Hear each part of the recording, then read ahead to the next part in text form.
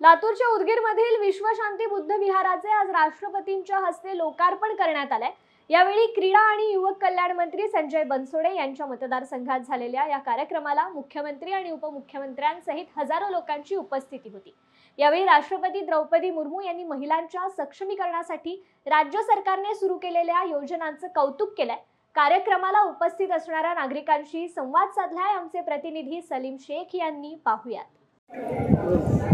राष्ट्रपती महामहिम हे बुद्ध विहाराच्या उद्घाटनासाठी लातूर जिल्ह्यातील उदगीर येथे आलेले आहेत। आपल्यासोबत काही महिला आहेत, त्यांच्याशी आपण चर्चा करणार। त्यांचं स्वागतासाठी काय केलं आहे आणि कशा प्रकारे यांनी राष्ट्रपतीला काय सांगाल मॅडम, तुम्ही कशा प्रकारे?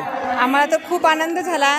आमच्या उदगीर नगरीमध्ये राष्ट्रपतींनी पदार्पण केलं आणि त्या स्वागतासाठी आमचे BO साहेब व आमच्या सर्व जिल्हा परिषदच्या शिक्षिका आम्ही सर्व सहभागी झालो होतो आणि आमची 15 दिवसापासून खूप चांगली तयारी चालू होती आणि त्यांनी आल्यापासून म्हणजे राष्ट्रपती आल्यापासून आमच्या इथे असं आनंदाचं वातावरण निर्माण झालेलं आहे आमच्या उदगीर नगरीमध्ये। राष्ट्रपती उदगीर तालुक्याला आले, परंतु राष्ट्रपती जो ज्वलंत मुद्दा आहे शेतकऱ्याचा, जो की पीक विम्याचा असेल किंवा अतिवृष्टी अनुदान, ह्या जो मूळ मुद्दा आहे तो मूळ मुद्दा सोडून कुठं लाडकी बहीण उगत दीड हजार रुपये पायी हे जे थातुरमातुर योजना आहेत, ह्या योजनेवर लक्ष न देता राष्ट्रपतींनी मूळ मुद्दा कोणता आहे? आपला भारत देश हा कृषीप्रधान देश आहे, त्यातील 90% लोक शेती हा व्यवसाय करतात।